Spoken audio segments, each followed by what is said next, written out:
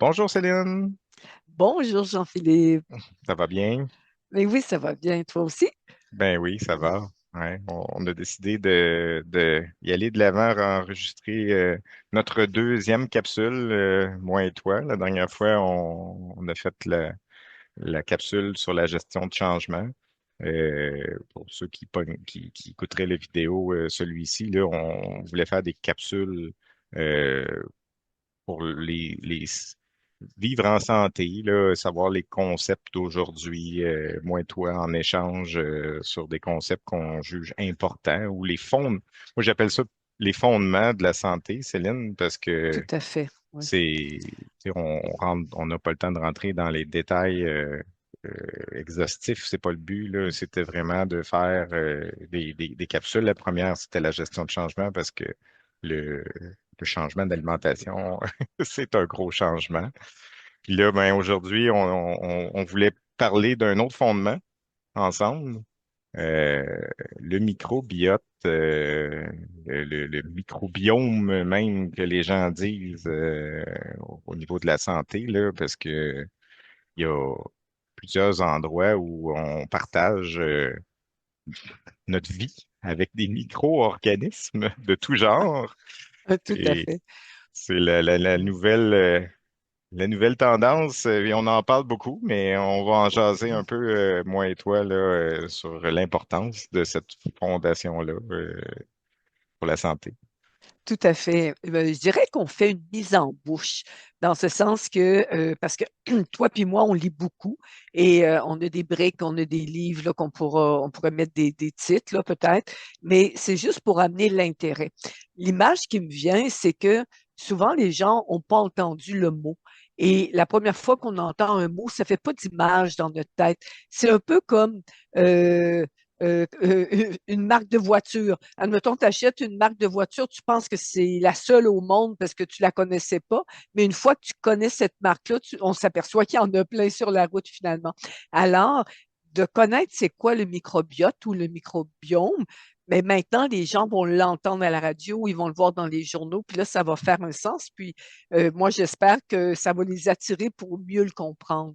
On en Et entend quand même beaucoup parler, là, depuis quelques années maintenant, là, mais je pense que les gens, ils comprennent peut-être pas jusque où ça va, là, toute cette variété de micro-organismes-là, puis pourquoi que c'est important, là. oui, c'est ça. Donc, ça rentre d'une oreille, ça sort par l'autre, parce que c'est comme pas important. Mais nous, le but, dans les quelques minutes qui nous restent, parce qu'on veut faire ça court et concis pour Concis. les gens, c'est vraiment de savoir, oh my God, oui, c'est important pour notre santé, c'est majeur. Alors, moi, j'aurais le goût de commencer en disant qu'autrefois, on appelait ça, nous, la flore intestinale, Oui. comme naturopathe, là, il y a 40 ans. On disait c'est important d'aller à la selle à tous les jours, d'avoir un bon système digestif, d'avoir des selles bien colorées, bien formées, parce que la flore intestinale est importante pour la santé. Sauf qu'à l'époque, on ne savait pas de quoi c'était composé. On savait qu'il y avait des bactéries à l'époque, mais pas autant qu'aujourd'hui. Et aujourd'hui, les recherches, il y en a plein de recherches sur le sujet. Donc, ils découvrent le microbiote qui est toujours à découvrir parce que on a plus de cellules, de bactéries dans notre corps que de nos cellules. Fait que tu t'imagines qu'on ne connaît pas tout le Ah non, microbiote. ils ont fait le séquençage du microbiote et il y en a, oui, comme tu dis, il y a des variétés inimaginables de types d'organismes, là. Puis je pense que il va y avoir encore beaucoup de travaux pour qu'on sache toute la variété qu'on a, même qui varie d'un pays à l'autre, d'une culture C'est à ce que l'autre. j'allais dire d'un continent à l'autre, c'est pas le même microbiote, c'est pas le même contact avec la nature et tout ça. Donc, peut-être juste de faire comprendre aux gens qu'il y a le microbiote, c'est vraiment le contenu, c'est les bactéries, mais en fait, ça inclut pour nous les champignons, les virus, bon, puis toutes les formes. Mais le microbiome, en fait, c'est les génomes, c'est le génome, en fait, des bactéries. Donc, nous, on va se concentrer sur le microbiote. Donc, c'est l'ensemble des bactéries au niveau de l'intestin. Mais dis-moi, Jean-Philippe, c'est quoi le but d'avoir un microbiote en santé dans notre intestin? Ben, en fait, c'est ça. ce qu'on comprend maintenant aujourd'hui, c'est la relation entre les bactéries et notre corps à nous. C'est que là, au début, comme tu dis, on appelait ça la flore intestinale, mais on pensait que sa fonction principale était de digérer les aliments, puis ça, ça, ça nous permettait d'avoir un bon transit ou des fonctions biologiques essentielles. Tout à Mais fait. là, ça, c'est bien beau. On dit parfait, on a une bonne fonction digestive, mais là, on n'est plus au même endroit de nos jours. Là, on a réalisé que, il y a cette variété de micro-organismes-là, elle avait aussi un lien avec nos hormones, elle avait un lien avec nos neurotransmetteurs, fait que le lien, puis il y a une communication, on en parle beaucoup là, entre les intestins, le cerveau, c'est un sujet en soi, là, et ça passe par le nerf vague, le nerf vague qui connecte tout notre corps. Mais là, il y a des messages chimiques qui se promènent, puis c'est bidirectionnel. Fait que là, ça l'ouvre la porte à beaucoup plus large que juste un transit Tout à intestinal. fait. Puis aussi, il y a l'immunité, hein. 70% de la puissance immunitaire passe dans l'équilibre de notre microbiote. Puis Exact. comme tu dis, la qualité du microbiote dans notre intestin, ça gère l'équilibre de notre humeur, notre concentration, notre capacité au niveau du cerveau. Donc, c'est énorme ce que ça fait le microbiote, un microbiote en santé. Oui, oui, c'est ça, exactement. Puis, dans le fond, euh, on a le microbiote intestinal, on a aussi, tu sais, on a des micro-organismes sur la peau, dans les yeux, tu sais, dans la muqueuse vaginale. Fait qu'il y en a partout. Puis, Dans l'utérus, on oui, pensait autrefois que l'utérus était stérile, non. Et le bébé qui est nourri au sein, il va chercher une quantité de microbiote incroyable, le oui, contact la peau, tout ça, mais même à travers le lait, il y a aussi des bactéries saines. Parce oui, qu'en fait, il y aurait quoi, 4% de bactéries pathogènes finalement dans notre corps et on a beaucoup plus de bactéries qui nous donnent la vie que de bactéries qui nous rendent malades. exact. Puis, en fait, il y a un équilibre aussi au sein de ces bactéries-là. Un, un microbiote équilibré, c'est un microbiote qui va réguler les pathogènes essentiellement, là. C'est que plus on a un apport de ces bonnes bactéries-là, mieux on se porte parce que c'est les pathogènes ou le fait que ces pathogènes-là sont pas régulés par les bonnes bactéries qui nous apportent des problèmes de santé. Donc, avoir une variété de bons micro-organismes, c'est juste capitaliser pour notre santé, là, pour contrôler justement les infections puis les pathogènes, là. Fait que c'est là l'important, je crois, là, d'avoir ou de se soucier comment on fait pour, euh, pour avoir un bon microbiote.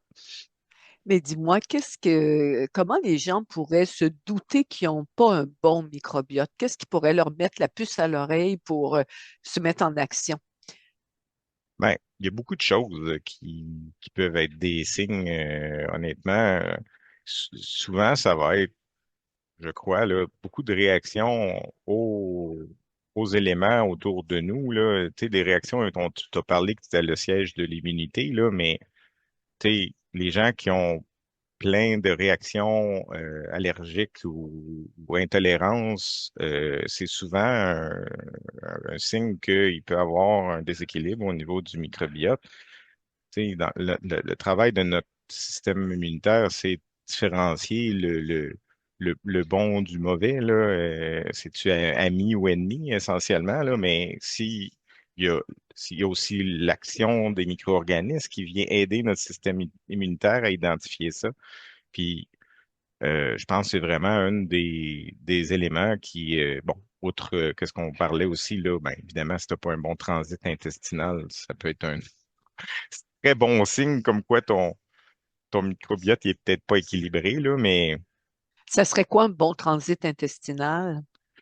ben, un bon transit intestinal, ça serait, comme on disait, là, d'aller à la selle au moins minimum une fois ou deux fois par jour. Là. Je pense que ça serait le minimum. Il y en a qui disent qu'on peut aller jusqu'à trois, mais là, bon, trois, ça varie des fois selon les organismes, là, parce qu'il y a la vitesse de ton transit. Là. On est tous différents. Là. Il y a des gens qui ont un transit un peu plus lent, puis des gens qui ont un transit un peu plus rapide, là, mais puis là, évidemment, ben, faut avoir une selle de bonne consistance et qui est pas de diarrhée, hein, évidemment, ou de la constipation. Là. Je pense que ça, c'est les signes vraiment de base.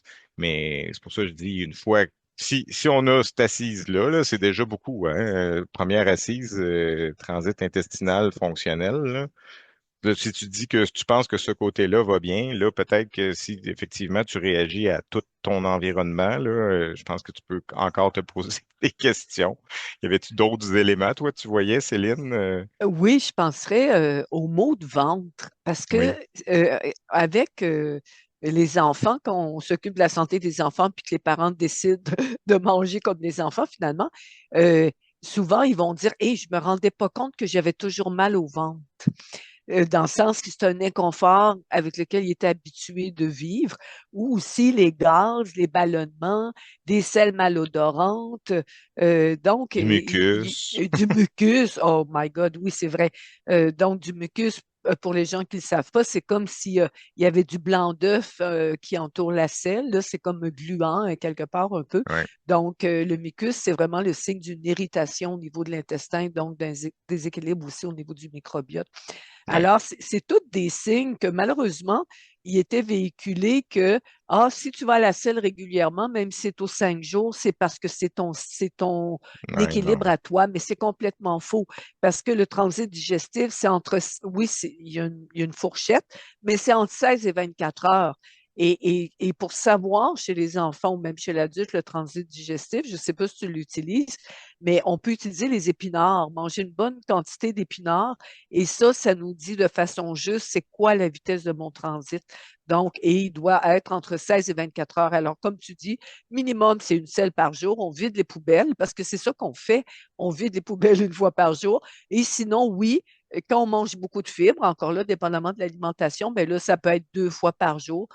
Des fois trois, mais au-delà de ça, c'est trop. Je veux dire, Non, non, on non. n'est pas Là. supposé faire plus que 2 à 3 scènes maximum par jour aussi. Ouais. Et il faut faire attention aussi, je ne sais pas si tu as vu ça aussi dans ta pratique, mais il y a des enfants, parce que moi je travaille plus au niveau des enfants, ils vont à la selle à tous les jours, mais finalement, je dis dans mon langage à moi, c'est le neuf qui pousse le vieux, dans le sens Ouais, que c'est ouais. des petites selles, c'est des petites crottes de lapin, comme on dit, fait que finalement, c'est pas un vrai transit digestif.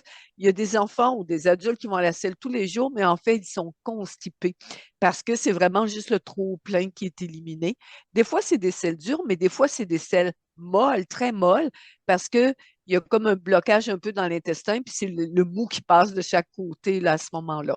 Donc, il faut vraiment vérifier avec les épinards. C'est une bonne idée là, pour mesurer le transit digestif, mais c'est important d'aller à la selle de façon abondante tous les jours. Là. Ouais. Mm. C'est une bonne suggestion. Moi, ce que je trouve important de dire aux gens, là, comme ça, on va parler dans notre deuxième capsule de comment faire pour encourager un bon microbiote, Céline, mais tu sais, si on veut retenir une chose, c'est que le microbiote, c'est le lien vers aussi le côté émotionnel, les neurotransmetteurs, là, ça l'affecte quotidiennement notre cerveau, là.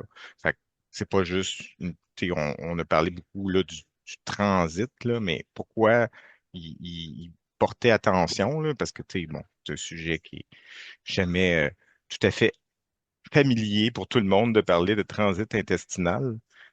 Mais c'est le lien important, je crois, là, vers le cerveau et les émotions, là, le Oui, contrôle des émotions, là. Je oui, pense que ça, oui. c'est le volet que les gens oublient. Pourquoi que c'est vraiment important de s'y intéresser, c'est que si ça va bien ici, tu vas mieux gérer tes émotions parce que ton corps il est plus équilibré, puis il se sent mieux. Donc, tes neurotransmetteurs ils sont plus abondants et plus équilibrés, je crois, là, que. Est-ce que ce serait juste si je disais, Jean-Philippe, que ça amène une clarté d'esprit, Oui, une meilleure présence, une meilleure clarté d'esprit? C'est comme on est plus focus avec un microbiote en bon équilibre, en bonne santé. oui, je suis d'accord. Donc, Alors, la prochaine capsule, c'est ça va être sur comment alimenter notre microbiote, Céline, pour pouvoir amener une bonne diversité, puis profiter justement là, de nos connaissances pour renseigner les gens qu'est-ce qu'ils peuvent intégrer dans leur quotidien dans cette direction-là. tout à fait, sans que nécessairement ça coûte quelque chose de plus cher que l'épicerie, mais on Non, regarde ça ensemble dans la prochaine capsule. parfait.